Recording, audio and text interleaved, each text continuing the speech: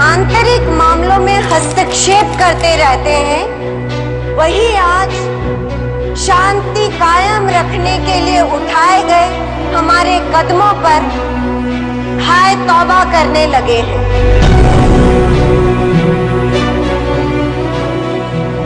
भारत शांति का पक्षधर है, लेकिन अगर हम पर जबरदस्ती युद्ध थोपा गया तो हम लड़ने के लिए तैयार।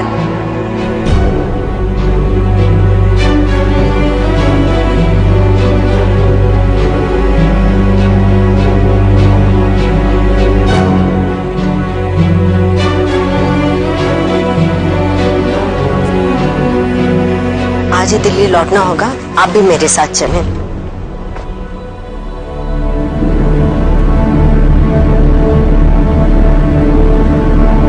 मिली है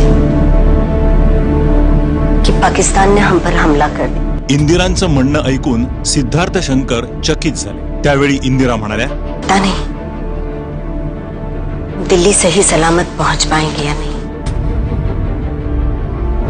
3 डिसेंबर 1971 ची कोलकात्यातली सभा झाल्यावर इंदिरा गांधी दिल्लीला परत आल्या, पण दिल्लीला पोहोचण्या अगोदरच सभा सुरू असतानाच त्यांना हे समजलं होतं की पाकिस्ताननं भारतावर हल्ला केला। परिस्थिती अशी होती की विमानाच्या पायलट्सना कोलकाता ते दिल्ली हा नेहमीचा हवाई मार्ग सुद्धा बदलावा लागला होता। गेल्या 10 वर्षातला पाकिस्तानचा हा भारतावर तिसरा हल्ला होता, पण ह्या वेळेस युद्धाचे हे ढग 1971 च्या मार्च महिन्यापासूनच जमू लागले होते। ह्या युद्धाची बीज त्यावेळच्या पूर्व पाकिस्तानची राजधानी असलेल्या ढाक्यात रोवली गेली होती। पूर्व पाकिस्तानातील परिस्थिती तेव्हा गंभीर होती।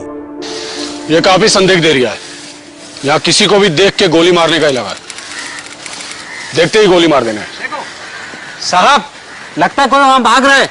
पकड़ इसको। ये रोक, ये रोक, वरना गोली मार देंगे हम।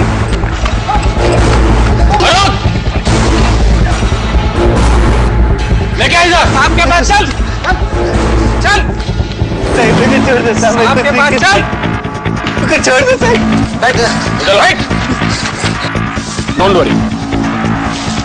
Get up! Wait, why are you hitting him? What has he done? He's only a villager.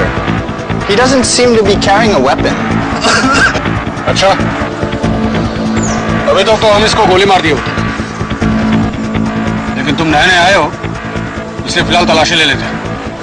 तलाशी ले इसकी। कुछ मिला? नहीं सही साहब। क्यों? कौन है तू? दादी हुआ तू? नहीं साहब।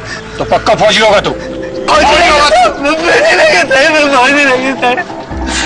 नहीं हूँ साहब, मेरा नाम अब्दुल बारी है। तो भाग क्यों रहा था? टाइम हो रहा था इसलिए तातारी घर जा रहा था। भाग क्यों रहा था? खुदा कसम साहब, खुदा कसम साहब। ये चचा जान आप ही बता रहे। तुम इसको जानते हो? जी साहब, ये अब्दुल बारी है साहब।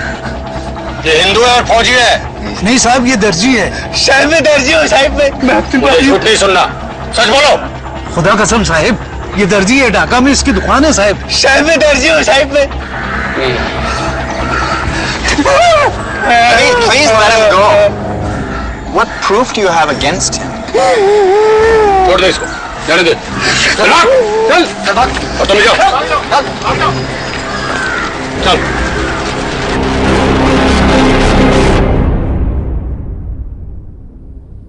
आता आपण सगळ्यांनी जी दृश्य पाहिलीत ही पाकिस्तान मधल्या अँथनी मस्कारेन्नाज या पत्रकारांनी स्वतः आपल्या डोळ्यांनी पाहिलेली आहेत, अनुभवलेली आहेत आणि त्यातून त्यांनी लिहिलेल्या रिपोर्ट मधली आहे। 1971 साली यावेळच्या पाकिस्तान आणि हिंदुस्थानचा नकाशा काहीसा असा होता. 1971 साली भारताच्या दोन्ही बाजूला म्हणजे पूर्वेला आणि पश्चिमेला पाकिस्तान होता. पश्चिमेला वेस्ट पाकिस्तान तर पूर्वेला ईस्ट पाकिस्तान. अँथनी मस्कारेन्नाज या नावाचे पश्चिम पाकिस्तानमधले एक पत्रकार होते. पूर्व पाकिस्तानामध्ये पश्चिम पाकिस्तानची सेना केवढं चांगलं काम करते आहे हे दाखवण्याकरता पश्चिम पाकिस्तान पत्रकार अँथनी मस्कारेन्नाज यांना पूर्व पाकिस्तानमध्ये घेऊन गेले. पण तिथलं दृश्य स्वतःच्या डोळ्यांनी पाहताच मस्कारेन्नाज यांचं मन सुन्न झालं, थरारून गेले. त्यांनी एक चोरून बातमी तयार केली, एक रिपोर्ट तयार केला. ती बातमी, तो रिपोर्ट मस्कारेन्नाजनी ब्रिटनच्या संडे टाइम्समध्ये छापण्यासाठी पाठवला. जेव्हा ही बातमी संडे टाइम्समध्ये ब्रिटनमध्ये छापून आली तेव्हा सगळ्यांच्याच पायाखालची जमीन सरकली. हा पत्रकार अँथनी मस्कारेन्नाज यांचा तो रिपोर्ट आहे जो 13 जून 1971 रोजी ब्रिटनच्या संडे टाइम्स या वर्तमानपत्रात छापला गेला होता. ह्या लेखात अब्दुल बारी आणि त्याच्यासारख्या अनेक स्थानिक लोकांच्या कहाण्या होत्या ज्यांना पाकिस्तानी सैन्याचा जुलूम सहन करावा लागत होता. असं म्हटलं जातं की ह्या लेखामुळे पूर्व पाकिस्तानात काय चाललंय ह्याचं वास्तव जगासमोर आलं. पूर्व पाकिस्तानात बांगला बोलणारे लोक होते तर पश्चिम पाकिस्तानात उर्दू बोलली जायची. भाषेबरोबरच या दोन्ही भागातल्या लोकांच्या राहणीमानात, रीतींमध्ये बराच फरक होता. मुख्य म्हणजे या दोन्ही प्रदेशांमध्ये 2000 किलोमीटरचं अंतर होतं. सरकारी नोकऱ्या असो, शिक्षण असो, सैन्यातली भरती असो, या सगळ्या ठिकाणी पश्चिम पाकिस्तानातल्या लोकांचंच वर्चस्व होतं. आणि ह्याच वर्चस्वाविरुद्ध पूर्व पाकिस्तानातल्या लोकांनी आंदोलन सुरू केलं होतं, जे चिरडून टाकण्यासाठी पूर्व पाकिस्तानच्या रस्त्यांवर सैन्याला उतरवलं गेलं आणि मग सुरू झालं ऑपरेशन सर्च लाईट.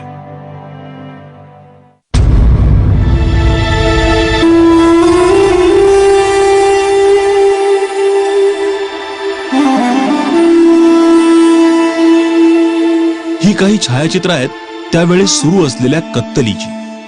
बांगलादेश सरकार तेव्हा पाकिस्तानी सैन्यानं चालवलेल्या ह्या कत्तलीतल्या बळींची संख्या 30 लाख होती असं सांगतं. तर काही विश्लेषकांचं म्हणणं हे आहे की मृतांची खरी संख्या कधी मोजताच येणार नाही. पण एक निश्चित की जीव गेलेल्या नागरिकांची संख्या 3 लाखांपेक्षा कमी निश्चितच नव्हती. पूर्व पाकिस्तानात त्यावेळी कमीत कमी 3 लाख सर्वसामान्य माणसांची हत्या झालेली होती. हत्याकांड सुरूच होतं. कसं असेल ते दृश्य विचार करायला लागलो तरी सुद्धा मन सुन्न होतं, डोकं बधीर होतं. जीव मुठीत घेऊन पूर्व पाकिस्तानातले रहिवासी पळून हिंदुस्थानच्या आश्रयाला येत होते. पश्चिम बंगाल, आसाम, त्रिपुरा, बिहार अशा अनेक राज्यात पूर्व पाकिस्तानातले लोक आश्रय घेत होते. आणि या लोकांची संख्या होती जवळजवळ 10 लाखापेक्षाही अधिक. हे सगळे लोक त्यावेळी हिंदुस्थानच्या आश्रयाला आलेले होते. आणि तेव्हा हिंदुस्थानचं नेतृत्व करणाऱ्या होत्या पंतप्रधान इंदिरा गांधी. इंदिरा गांधींसमोर 2 आव्हानं होती. एक होतं की भीतीनं भारतात पळून येणाऱ्या निर्वासितांमुळे भारताच्या पूर्वोत्तर राज्यांमध्ये धार्मिक तणावाची स्थिती निर्माण होत होती आणि दुसरीकडे त्यांच्या राहण्याची आणि अन्नाची व्यवस्था करायची होती. पूर्व पाकिस्तानातून भारतात येणाऱ्या ह्या निर्वासितांची समस्या इंदिरा सरकारची डोकेदुखी बनत चालली होती. We don't have the place, we don't have the money, we don't have the material. We welcome help from outside, but as I said, that if giving help means that people are going to think only of the refugees and forget the main problem, then it will not help the refugees and it will not help India. 1971 मध्ये निवडणूक जिंकून इंदिरा गांधी पुन्हा पंतप्रधान बनल्या होत्या. अगोदरच देशाची अर्थव्यवस्था कठीण परिस्थितीतून जात होती. त्यातच आपल्या शेजाऱ्यामुळेच निर्माण झालेल्या परिस्थितीने त्यांना अजूनच अडचणीत आणलं होतं. आता त्यांना हे पूर्णपणे कळून चुकलं होतं की जोपर्यंत पूर्व पाकिस्तानचा हा प्रश्न निकालात निघत नाही तोपर्यंत तिकडून येणाऱ्या या निर्वासितांची समस्याही सुटणार नव्हती. 25 एप्रिल 1971 रोजी त्यांनी आपल्या मंत्रिमंडळाची बैठक बोलावली. पण या बैठकीत फक्त मंत्रीच नव्हते, तर सैन्य दलाचे प्रमुख सॅम माणेकशॉ यांनाही बोलावण्यात आलं होतं. केंद्रीय मंत्रिमंडळाच्या बैठकीत काय काय चर्चा झाली, काय घडलं याची अगदी सविस्तर इत्थंभूत माहिती आपल्या एका भाषणामध्ये स्वतः फील्ड मार्शल मानेकशॉ यांनी दिलेली आहे. बैठक सुरू झाल्यानंतर लगेच इंदिरा गांधींनी पश्चिम बंगाल, आसाम आणि त्रिपुराच्या मुख्यमंत्र्यांचे टेलिग्रामद्वारे आलेले संदेश बैठकीमध्ये वाचून दाखवले आणि ते ऐकल्यानंतर क्षणात तिथे स्मशान शांतता पसरली. खोलीतल्या शांततेचा भंग करत इंदिरा गांधी फील्ड मार्शल मानेकशॉ यांना म्हणाल्या, field marshal Manekshaw, I want you to do something very seriously about it. माझी इच्छा आहे की तुम्ही यावर काही ठोस पावलं ताबडतोब उचलावीत. आप मुझसे क्या चाहती है? मैं चाहती हूँ हमारी आर्मी ईस्ट पाकिस्तान में दाखिल हो. आप इसका मतलब जानती है? इट्स वॉर, जंग. जंग हो तो हो, मुझे इसकी परवाह नहीं. I don't mind if it is war. Madam, आपने कभी बाइबल पढ़ी है? जनरल, एक बात बताओ जी, what has Bible got to do with it? Bible का इससे क्या लेना देना? हाँ जी, बाइबल की पहली बुक, फर्स्ट चैप्टर, पहली लाइन, ईश्वर ने कहा रोशनी हो, रोशनी हो गई. अब आप इस बात को घुमा कर देखिए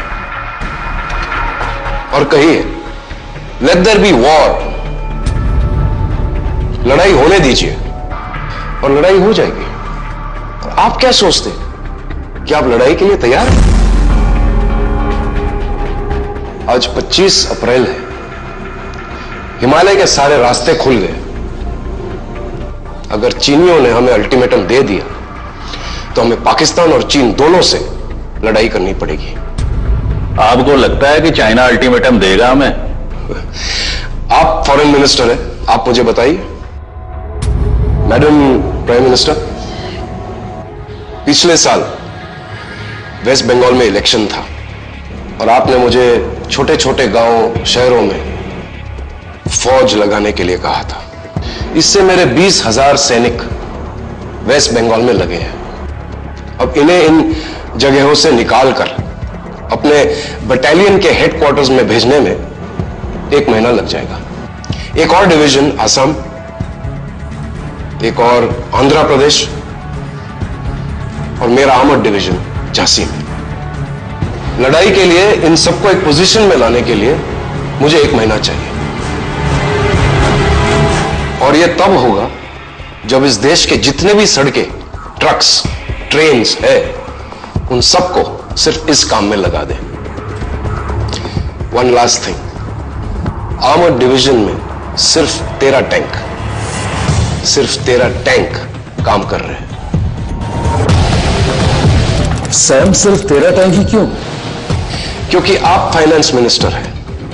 पिछले 1-1.5 साल से मरम्मत के लिए मैं पैसे मांग रहा हूं और आप कह रहे हैं कि पैसे नहीं है. इसीलिए मैडम, अप्रैल का महीना है और जब तक हम लड़ाई के लिए तैयार होंगे तब तक ईस्ट पाकिस्तान में मॉनसून आ चुका होगा. और वहां when it rains, it does not rain, it pours. नदियां समुद्र बन जाती है, चारों तरफ पानी ही पानी. और ऐसे में हम सड़कों तक ही सीमित रह जाएंगे. हमारी एयरफोर्स भी हमारी मदद नहीं कर पाएगी. और अगर अब भी आप चाहती है कि हमारी फौज ईस्ट पाकिस्तान में दाखिल हो, तो मैं आपको गारंटी दे सकता हूं 100% हार की. सगळी बैठक निशब्द झाली. सगळे गप्प होते, अस्वस्थ होते, पण शांत होते. इंदिरा गांधींना राग अनावर झालेला होता. त्या प्रचंड संतापलेल्या होत्या.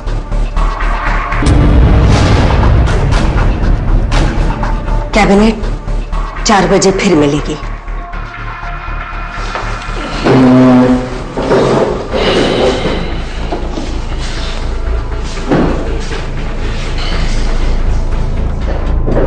चीफ आप रुके, मुझे आपसे कुछ बात करनी है. मैडम प्रधानमंत्री, इससे पहले कि आप कुछ कहे, मैं मानसिक और शारीरिक सेहत के आधार पर अपना इस्तीफा दे सकता हूं. आप बैठिए Shyam.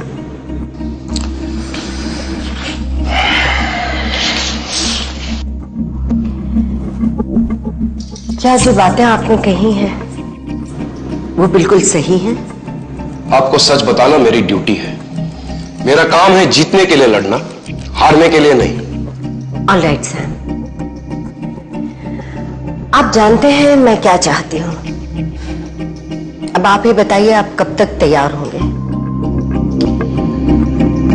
War yes, but not now. मैं अभी आपको कुछ भी नहीं बता सकता,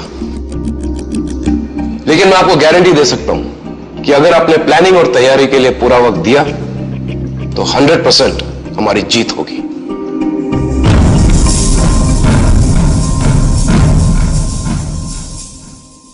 25 एप्रिलच्या त्या बैठकीत हे तर स्पष्ट झालं होतं की पूर्व पाकिस्तानात जे काही चाललं होतं त्याच्याकडे भारत शांतपणे पाहत बसणार नाही. पण त्याचबरोबर हेही स्पष्ट झालं की त्यावेळेस भारतीय सेना युद्धाच्या तयारीत नव्हती.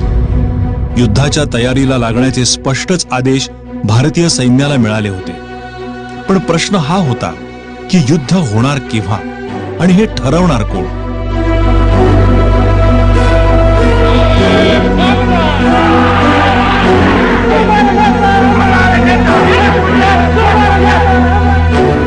हमारा बंगाली मरना जानता है, लेकिन अत्याचारी शासन के सामने झुकना नहीं जानता. ये चाहे कितना भी खौफनाक क्यों ना हो. जय बांग्ला, जय बांग्ला, जय बांग्ला, जय बांग्ला, जय बांग्ला, जय बांग्ला. बांगला भाषिक पूर्व पाकिस्तानच्या लोकांमध्ये पश्चिम पाकिस्तान विरुद्ध असंतोष खदखदत होता. या असंतोषाचं नेतृत्व करत होते शेख मुजीबुर रहमान. ते कित्येक वर्षांपासून पूर्व पाकिस्तानच्या स्वातंत्र्याची लढाई लढत होते आणि त्यासाठी त्यांनी अनेकदा तुरुंगवासही भोगला होता. दुसरीकडे पश्चिम पाकिस्तानात सुद्धा राजकीय हालचाली वेगानं होत होत्या. याच काळामध्ये पाकिस्तानमधला राजकीय पट हा उधळला गेला. पाकिस्तानच्या सेनेनी जनरल आयुब खानच्या सरकारला ताब्यात घेतलं आणि संपूर्ण देशात मार्शल लॉ घोषित केला. शेख मुजीबुर रहमान यांना परत एकदा तुरुंगात धाडलं. पण शेख मुजीबुर रहमान यांनी जो आवाज उठवलेला होता तो संपूर्ण पाकिस्तानामध्ये घुमत राहिला. स्वतंत्र देशाची बांगलादेशची मागणी व्हायला लागलेली होती आणि इथेच पाकिस्तानच्या राजकारणाला एक वेगळंच वळण मिळालेलं होतं. शेख मुजीबुर रहमानांना पूर्व पाकिस्तानात आता बंगबंधू म्हणून ओळखलं जाऊ लागलं. पूर्व पाकिस्तानावर त्यांची पकड अशी होती की 1970 मध्ये झालेल्या निवडणुकांमध्ये पूर्व पाकिस्तानात त्यांच्या पक्षाला म्हणजे आवामी लीगला 2 वगळता बाकी सर्व जागांवर विजय मिळाला. हा विजय इतका जबरदस्त होता की पाकिस्तानच्या संसदेतही त्यांच्याच पक्षाचं बहुमत झालं. म्हणजे खरं तर आकड्यांनुसार मुजीबुर रहमानच पाकिस्तानचे पंतप्रधानच व्हायला हवे होते. पण प्रत्यक्षात घडलं उलटच. शेख मुजीबुर रहमान यांनी निवडणुकीतल्या निकालांच्या आधारे सरकार स्थापन करण्याचा प्रस्ताव सादर केला. पण पाकिस्तानचे राष्ट्रपती याह्या खान आणि जुल्फिकार अली भुट्टो यांच्या जोडीने बंगबंधूंकडे सत्ता देण्यास नकार दिला. पूर्वी पाकिस्तान की स्थिति हमेशा ही इंटरनल कॉलोनी जैसी थी. पाकिस्तान उसे कभी भी पूरी सत्ता देने को तैयार नहीं होता था और वो एक तरह से जिस तरह से कॉलोनीज में ऑपरेट करता है उस तरह से वहाँ ऑपरेट वो करता था। किसी भी हालत में पाकिस्तानी सरकार दो सेंटर ऑफ पावर नहीं देखना चाहती थी, और यदि इस तरीके से डेमोक्रेटिक इलेक्शन के द्वारा पूरी सत्ता उन्हें दे दी जाती तो शायद दो सेंटर ऑफ पावर हो जाते, और ये उनके लिए एडमिनिस्ट्रेट करना बहुत मुश्किल होता, खास करके जब पॉपुलेशन भी बिल्कुल अलग अलग है, एक नेशनलिज्म जहां उभर रहा है, तो ये बात किसी भी सरकार को स्वीकार नहीं हो सकती। ह्यामुळे नाराज झालेल्या मुजीबुर रहमानांनी 7 एप्रिल 1971 रोजी पश्चिम पाकिस्तानच्या ह्या सत्तेविरुद्ध बंडाची हाक दिली।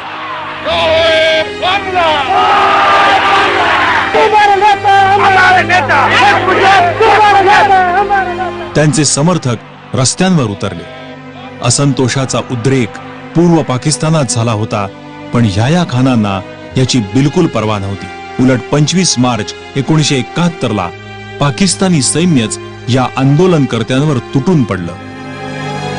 On the night of the 25th March, which is the first day, a special attack was made on the university, and over 300 people, students, faculty members, and others were killed. सबसे पहले मैंने देखा था कि बांग्लादेश में कितना नुकसान हुआ था। ढाका में मैंने देखा कि इमारत को कितना नुकसान हुआ। जब मैं बाहर गया पश्चिम की तरफ में, मैंने देखा कि जब रास्ता चलते थे मैं देख सकते थे कि हर गांव जो था उसमें आग जलाया।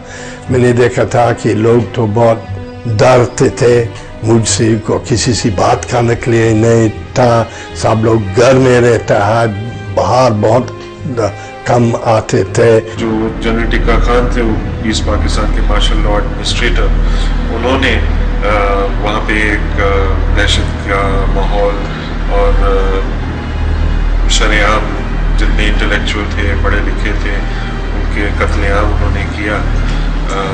तो उस सब से बचने के लिए करोड़ों की तादाद में वहाँ से जो है ईस्ट बंगाल, ईस्ट पाकिस्तान के जो लोग थे वो हिंदुस्तान में रिफ्यूजियों की तरह आके रहने लगे।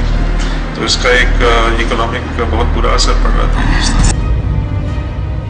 नरसंहार, हत्याकांड या सगळ्या काळामध्ये पूर्व पाकिस्तानात नेमकं हेच सगळं घडत होतं। पाकिस्तानच्या सेनेच्या छळाला कंटाळून पूर्व पाकिस्तान मधली जनता लक्षावधींच्या संख्येने हिंदुस्थानाची सीमा पार करत येत होते। यामुळे इंदिरा गांधींवर दबाव वाढत होता आणि म्हणूनच त्यांना तातडीने या प्रश्नावर तोडगा काढणं अत्यंत गरजेचं होतं। या प्रश्नावरती इंदिरा गांधींच्याकडे कुठले पर्याय होते? लाखोंच्या संख्येने हिंदुस्थानामध्ये आश्रयाला शरणार्थी म्हणून पूर्व पाकिस्तानामधून लोक येत होते। इंदिरा गांधी या येणाऱ्या लोंढ्यांना थांबवू शकत नव्हत्या आणि शिवाय ते अमानवीय, क्रूर ठरलं असतं। असंही काहींचं म्हणणं आहे की हे सगळं राजकारणाने प्रेरित होतं आणि म्हणून शरणार्थींना, आश्रितांना थांबवणं हे इंदिरा गांधींना शक्य नव्हतं। शरण आलेल्या नागरिकांबद्दल इंदिरा गांधींच्या मनात कोणतीही शंका नव्हती। त्यासाठीच मे 1971 मध्ये त्यांनी स्वतः ह्या निर्वासितांच्या छावण्यांचा दौरा केला आणि प्रशासनाला हे आदेश दिले की त्यांना ज्या कोणत्या प्रकारची मदत शक्य असेल ती करावी। रेडिओवरून प्रसारित झालेल्या भाषणातून इंदिरा गांधींचा दृष्टिकोन स्पष्ट झाला होता। आप अन्याय और अत्याचार से बचने के लिए अपने देश को छोड़ के हमारे देश आए हैं, लेकिन अन्याय और अत्याचार दूर तब होगा जब लोग वहीं रह के उससे लड़ें। हमारा देश गरीब है, लेकिन तब भी जब कोई कठिनाई में होता है तो हमारे सब लोग, चाहे कितने ही गरीब हो, उनकी सहायता करने को तैयार हो जाते हैं। इसीलिए जितना हमसे हो सकता है वो हम करने की कोशिश करेंगे। इतकंच नाही तर 24 मे 1971 रोजी इंदिरा गांधींनी लोकसभेत बोलताना आंतरराष्ट्रीय समुदायासमोरही भारताची भूमिका स्पष्ट केली।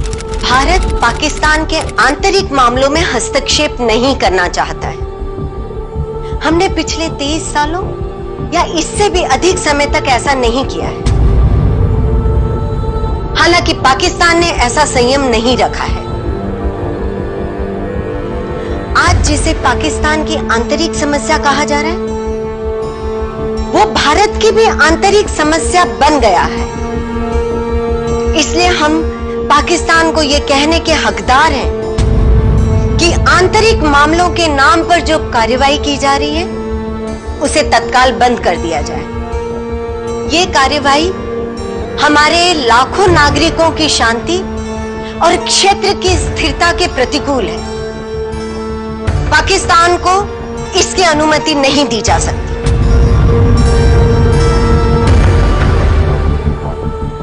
इंदिरा गांधींनी या भूमिकेवर जोर दिला होता की आता हा केवळ पाकिस्तानचा अंतर्गत प्रश्न राहिला नाहीये, तर ती एक आंतरराष्ट्रीय समस्या बनली आहे।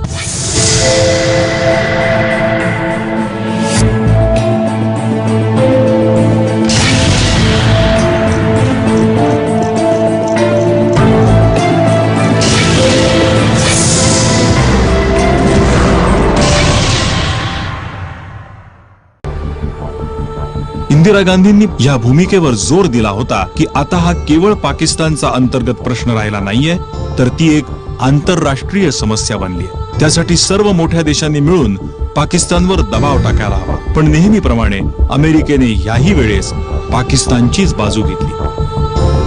इंदिरा गांधी यामुळे नाराज झाल्या। त्यातच इंदिरा गांधींना एक संधी मिळाली। अमेरिकेचे राष्ट्रीय सुरक्षा सल्लागार हेनरी किसिंजर भारताच्या दौऱ्यावर आले होते। खासगी चर्चा करण्यासाठी इंदिरा गांधींनी किसिंजर यांना आपल्या निवासस्थानी चर्चेचं आमंत्रण दिलं। पण ह्या चर्चेसाठी इंदिरांनी अजून एका व्यक्तीला बोलावणं धाडलं। हेलो सैम, मैं चाहती हूँ कल सुबह का नाश्ता आप मेरे साथ करें। जी, जैसा आपका है। लेकिन एक बात का ध्यान रखिएगा, कल आप आर्मी यूनिफॉर्म में ही आए। आप ये कह रहे हैं कि ब्रेकफास्ट के वक्त भी मैं यूनिफॉर्म में रहूं? जी, आप यूनिफॉर्म में ही आइए। ठीक है। Good night. Good night. इंदिरांनी हा फोन भारतीय सैन्य दल प्रमुख सॅम माणेकशॉंना केला होता। पण माणेकशॉंना एका गोष्टीचा खुलासा होत नव्हता की जर इंदिरांनी त्यांना ब्रेकफास्टसाठी बोलावलं होतं तर मग युनिफॉर्म मध्ये का जायचं। तो खुलासा सकाळी झालाच। मिस्टर किसिंजर, आपको प्रेसिडेंट निक्सन को यह समझाना होगा कि पाकिस्तान पर लगाम लगाने के लिए उन्हें कोई न कोई कदम उठाना ही होगा। पूर्वी पाकिस्तान में जो हालात हैं वो अब बर्दाश्त से बाहर होते जा रहे हैं। ऐसे में भारत के लिए बहुत मुश्किल होता जा रहा है कि हम चुपचाप रहकर सब देखते रहें। पूर्वी पाकिस्तान में जो हो रहा है उसे रोकना होगा। मुझे लगता है यूनाइटेड स्टेट्स को इसके लिए कुछ करना चाहिए। But I cannot give you any assurance on this. अगर यही रुक रहा तो मुझे वो करना पड़ेगा जो मैं करना नहीं चाहती। And what do you intend to do?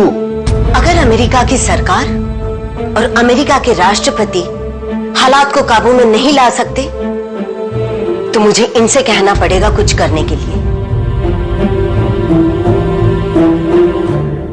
अमेरिकेने या मुद्द्यावरून पाकिस्तानवर दबाव आणला पाहिजे, नाहीतर मग भारताला पाकिस्तानच्या विरुद्ध युद्ध पुकारावं लागेल, असं इंदिरा गांधींचं स्पष्ट मत होतं। इंदिरा गांधींनी आपलं हे मत मांडताच फील्ड मार्शल मानेकशॉंना उमगलं की त्यांना या बैठकीत त्यांच्या स्वतःच्या फील्ड मार्शलच्या वर्दीत इंदिरा गांधींनी का यायला सांगितलेलं होतं।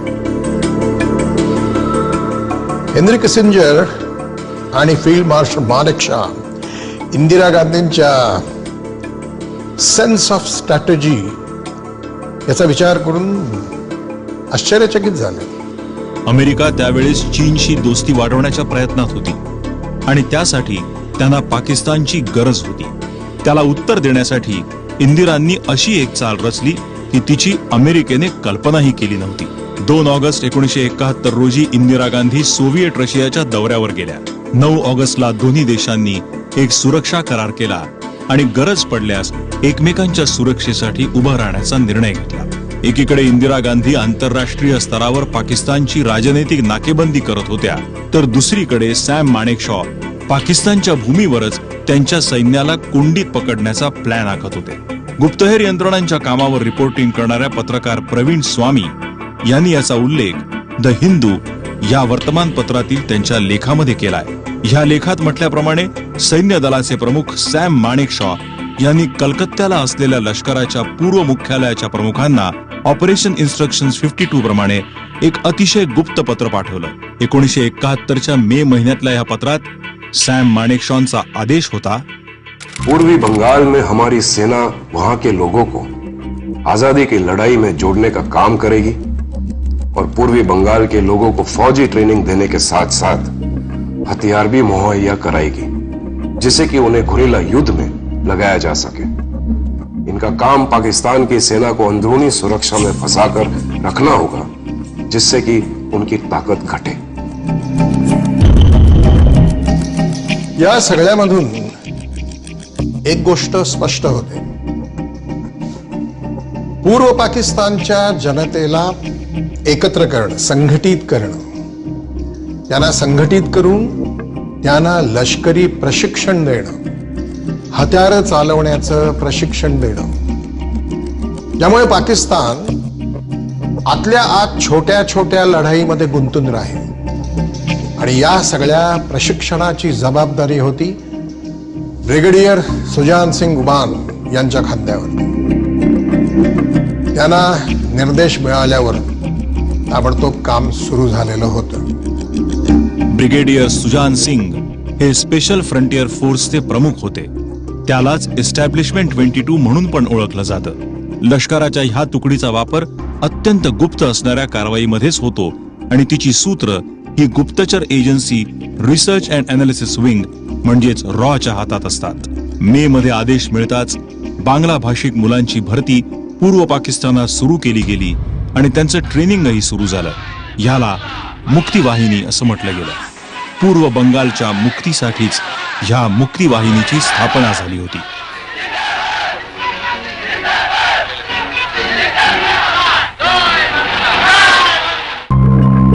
गुप्तचर यंत्रणांविषयी लिहिणाऱ्या पत्रकार प्रवीण स्वामी यांनी आपल्या लेखात लिहिलंय की भारतामध्ये सुमारे 10 कॅम्प लावून ह्या मुक्तिवाहिनीच्या सदस्यांना ट्रेनिंग दिलं जात होतं. सप्टेंबर पर्यंत ह्या कामाची व्याप्ती अधिक वाढवली गेली. आखणीनुसार दर महिन्याला 20,000 मुक्तिसैनिक तयार करण्याची ही योजना होती. मुक्ति बाहिनी वहाँ के कुछ लोग थे, कुछ बांग्लादेश राइफल जो पुलिस के ऑर्गेनाइजेशन उसके कुछ जवान थे जो डिजर्ट करके आ गए थे, कुछ पाकिस्तान आर्मी जो बंगाली लोग थे ईस्ट पाकिस्तान में वो आ गए थे, प्लस वॉलंटियर्स थे. सबको मिला करके एक भारत ने टुकड़ियां बनाई, उनको ट्रेनिंग दी और ये हुआ कि जब ट्रेनिंग के बाद वो जाएंगे और वो भी अपना सैबोटाज का और काम करेंगे और रेगुलर आर्मी को मदद देंगे, गाइड देंगे, हम लोग आगे जाएंगे. ये उनका प्राइमरी रोल था. आधे से ज्यादा तो सिविलियन थे, कोई हथियार छुआ भी नहीं था, तो वो हथियार दे करके सिखलाई की उनकी. उनके पास कपड़े नहीं थे, उनको एडवाइस दिया कि इस तरह जाओ, यहाँ पर घुसपैठी करो, काम करो, और काम तो वो खुद कर रहे थे. इकडे पूर्व पाकिस्तानातली परिस्थिती दिवसेंदिवस गंभीर होत चालली होती. Police, paramilitary force, east Bengal regiment आणि ईस्ट पाकिस्तान रायफल्स मधल्या बंगाली सैनिकांनी बंड करून स्वतःला स्वतंत्र म्हणून घोषित केलं होतं आणि ते सारे मुक्तिवाहिनीमध्ये सहभागी झाले होते. आता लढाई ही पाकिस्तानी लष्कर आणि मुक्तिवाहिनी यांच्यात सुरू झाली होती. इकडे एक बातमी अशी आली की पाकिस्तानात मुजीबुर रहमान यांच्यावर गोपनीय पद्धतीनं खटला चालवण्याची तयारी सुरू आहे. हे समजल्यावर इंदिरा गांधींनी जाहीर केलं की त्या मुजीबुर रहमानांना तुरुंगातून सोडवतील आणि उघडपणे पूर्व पाकिस्तानला मदत करतील. इंदिरा गांधी शुरू से ये सोच रहा था और फैसला लिया कि वो पाकिस्तान फौज के जुल्म के बाद हमला करना चाहे, पाकिस्तान आक्रमण करना चाहे पाकिस्तान फौज के खिलाफ। उसने सोचा था कि दो बात सोचा था। पहली बात सोचा था कि बहुत सारे रेफ्यूजी लोग आएंगे भारत में, अगर ये जुल्म तो चलता रहते थे। और दूसरी बात वो सोचता है कि अब मौका है पाकिस्तान को नुकसान करने के लिए। इन दो कारणों की वजह से उसने फैसला लिया काफी जल्दी कि मैं आक्रमण करूंगा। देश हळूहळू युद्धाच्या दिशेने चालला होता किंवा त्याला त्या दिशेने नेलं जात होतं। ना निर्वासितांचे लोंढे थांबत होते, ना पाकिस्तानची नीती। आता असं वाटू लागलं की युद्धाशिवाय कोणताच पर्याय उरला नाहीये। पण तरीही इंदिरांनी अजून एक प्रयत्न करून पाहिला, इतर सर्व देशांसमोर भारताची योग्य भूमिका मांडण्याचा। पण अपेक्षेप्रमाणे यश इंदिरा गांधींच्या हाताला लागलं नाही। बेल्जियम की राजधानी ब्रुसेल्स, शांति यात्रा का पहला पड़ाव। प्रधानमंत्री इंदिरा गांधी पाश्चात्य देशों की 3 सप्ताह की यात्रा पर हैं। पहले अप्रैल में मीटिंग जब हुई थी कैबिनेट की, उसमें एक पॉइंट ये भी था जो उस टाइम जनरल मानेकशॉ, बाद में फील्ड मार्शल मानेकशॉ ने मिसेस गांधी से कहा था कि इस वक्त हिंदुस्तान की पोजीशन इंटरनेशनल कम्युनिटी में मजबूत नहीं है। अगर आप कोई मिलिट्री कदम उठाते हैं तो विश्व के देशों को हमारी पोजीशन के बारे में जानना बहुत जरूरी है। पाकिस्तान का यह आरोप गलत है कि भारत उनके आंतरिक मामलों में हस्तक्षेप कर रहा है। जो लोग समाचार पढ़ रहे हैं वे जानते हैं कि हम सही हैं और याह्या खान के आरोप बकवास हैं। इकडे 1971च्या सप्टेंबर महिन्यापर्यंत पूर्व पाकिस्तानातून भारतात तब्बल 1 कोटी निर्वासित आले होते। त्यामुळे भारताच्या तिजोरीवर जवळपास 300 कोटी रुपयांचा अतिरिक्त भार पडत होता। कित्येक देशांनी भारताला आर्थिक मदत देण्याची तयारी दाखवली, पण पाकिस्तान बाबत मात्र ते मूग गिळून गप्प बसले। अमेरिका आणि युरोपीय देशांच्या ह्या अशा भूमिकेमुळे इंदिरा नाराजही होत्या आणि चिडल्याही होत्या। Does that mean we allow a massacre to continue? What happened first? How many people were killed according to your correspondence of British newspapers, of American newspapers, of French newspapers, Canadian newspapers, Arabian newspapers? The massacre began long before there was a single guerrilla. But it's a contribution to quietening the situation, as I say. No, what does quietening mean? Does it mean that we support the genocide? And do you think it can be stopped? Do you think people are going to sit aside and watch their women raped in front of them? And say that, no, we are going to quieten the situation? That's not quietness. That is the worst possible type of war, is the worst possible type of violence. But how then, without something done to control the guerrilla activity in return for greater discipline by the Pakistan army, can you secure these first steps? When Hitler was on the rampage, why didn't you say, let's keep quiet and let's have peace in Germany and let the Jews die, or let Belgium die, let France die? Would you say that was quiet? But how do you propose to bring about these first steps to control the exodus? It's not for us to. This would never have happened if the world community had woken up to the fact when we first drew their attention. आता मात्र इंदिरा गांधींच्या सहनशीलतेचा अंत आला होता। लष्कर प्रमुख Sam माणेकशॉंनी April महिन्याच्या मंत्रिमंडळाच्या बैठकीत मॉन्सूनमुळे युद्ध नको अशी भूमिका घेतली होती। आता मॉन्सूनही निघून गेला होता। युद्ध टाळण्याचा इंदिरांचा प्रत्येक प्रयत्न अयशस्वी होत होता आणि इकडे अमेरिका चीनच्या जोरावर पाकिस्तानला युद्धासाठी डिवचत होता। निर्णायक घाव घालण्यासाठी भारत तयार होता। भारताच्या 3ही सेना एकत्र युद्धाला सामोरं जाणार होत्या। ह्याचंही उत्तर लवकरच मिळालं। नौसेना प्रमुख ऍडमिरल SM नंदा इंदिरा गांधींची भेट घ्यायला पोहोचले। अगर नौसेना कराची पर हमला करे तो क्या सरकार राजनीतिक ऐतराज करेगी? आप ऐसा क्यों पूछ रहे हैं? मैं बताता हूं। 1965 में खास तौर से नौसेना को कहा गया था कि वो भारतीय समुद्री सीमा के बाहर कोई कार्रवाई न करे, और जिसकी वजह से नौसेना को बहुत बड़ा नुकसान उठाना पड़ा। Well, Admiral, if there is a war, there is a war. Thank you very much ma'am, मुझे मेरा जवाब mill Gaya. Thank you very much. नोव्हेंबरच्या शेवटच्या आठवड्यात पाकिस्तानी विमानांनी वारंवार भारतीय हवाई हद्दीचं उल्लंघन करायला सुरुवात केली। भारताने याबद्दल पाकिस्तानला सुनावलं, पण चूक दुरुस्त करण्याऐवजी पाकिस्तानचे राष्ट्रपती याह्या खान यांनी 10 दिवसात युद्धाची धमकीच दिली। ह्याच दरम्यान इकडे पूर्व पाकिस्तानात मुक्तिवाहिनीचे सैनिक आक्रमक होत होते आणि त्यांनी पाकिस्तानी लष्कराच्या ताब्यातील प्रदेश ताब्यात घेण्याचा धडाकाच लावला होता। आता पाकिस्ताननेही आपली रणनीती बदलली आणि इकडे पश्चिम नियंत्रण रेषेवर जोरदार गोळीबार सुरू केला। देखिए, वेस्ट की साइड में अटैक करना उनका एक प्लान ये था कि वो ये सोच रहे थे कि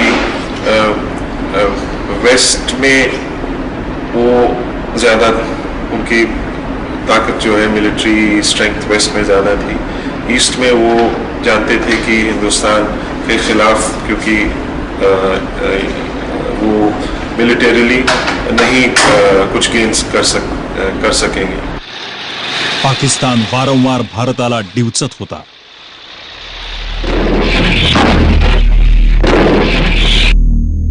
पंतप्रधान इंदिरा गांधी वारंवार सीमा भागाचे दौरे करत होत्या आणि तिथल्या रहिवाशांना विश्वास देत होत्या की भारत त्यांच्या रक्षणासाठी आवश्यक ती पावलं उचलण्यास तयार आहे। 3 डिसेंबर 1971 रोजी इंदिरा गांधी अशाच एका दौऱ्यासाठी पश्चिम बंगालमध्ये होत्या। बांगलादेशच्या ह्या सगळ्या प्रकरणात महत्वाची भूमिका पार पाडणारे केंद्रीय मंत्री सिद्धार्थ शंकर रे हे सुद्धा त्यांच्या बरोबर होते। सभा झाल्यावर काही काळ कलकत्त्यात थांबण्याचे आदेश इंदिरांनी त्यांना दिले, पण तसं घडलं नाही। जो देश दूसरों के आंतरिक मामलों में हस्तक्षेप करते रहते हैं, वही आज शांति कायम रखने के लिए उठाए गए हमारे कदमों पर हाय तौबा करने लगे हैं।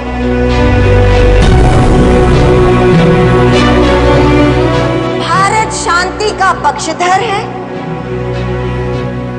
लेकिन अगर हम पर जबरदस्ती युद्ध थोपा गया तो हम लड़ने के लिए तैयार हैं।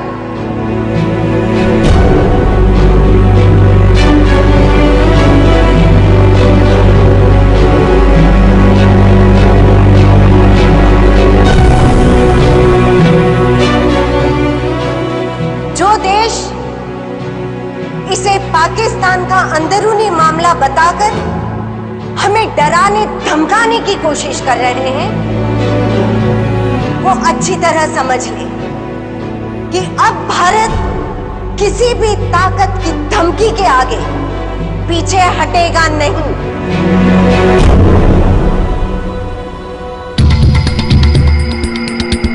मुझे आज ही दिल्ली लौटना होगा, आप भी मेरे साथ चलें।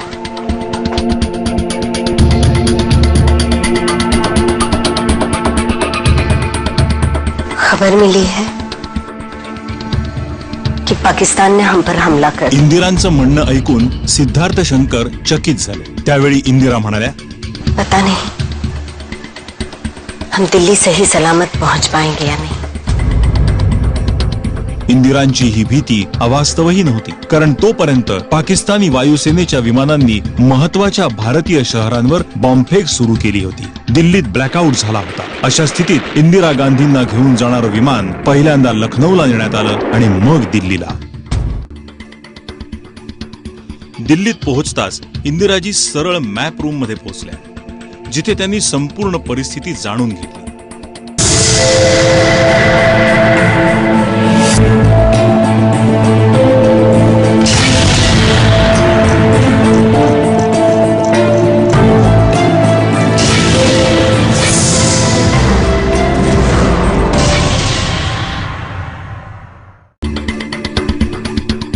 दिल्लीत पोहोचताच इंदिराजी सरळ मॅप रूम मध्ये पोहोचल्या, जिथे त्यांनी संपूर्ण परिस्थिती जाणून घेतली. रात्रीचे 11 वाजले होते.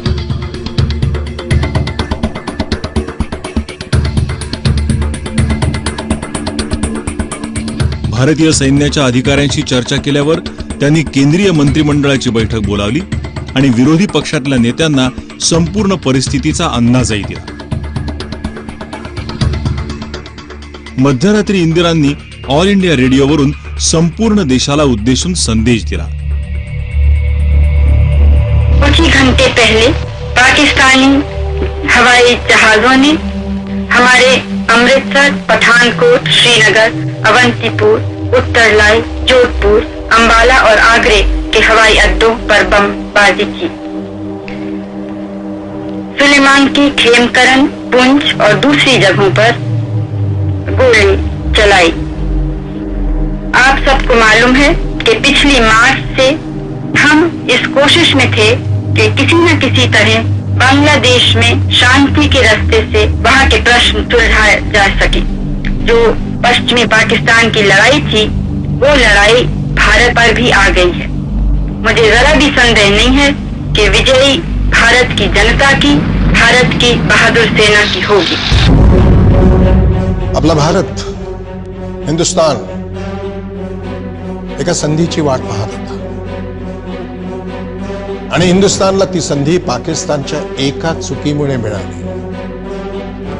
पाकिस्तानने हिंदुस्थानवर हल्ला केला, पण या सगळ्या गोष्टीचं, कहाणीचं महत्व या लढाईत नसून मोहम्मद अली जिनांनी रचलेल्या 2 नेशन्स थिअरीमध्ये दडलेलं आहे. या थिअरीमध्ये जिन्नांनी धर्माच्या नावावर देशाची फाळणी केलेली होती. पाकिस्तान मुसलमानांसाठी तर हिंदुस्थान हिंदूंसाठी. पण बांगला बोलणारे मुसलमान आता पश्चिम पाकिस्तान मधल्या मुसलमानांबरोबर जायला तयार नव्हते, हातमिळवणी करायला तयार नव्हते, ते लढायला तयार होते. मग जिनांची थिअरी चुकीची होती. 24 वर्षाच्या आत खुद्द पाकिस्तानचीच फाळणी होत होती.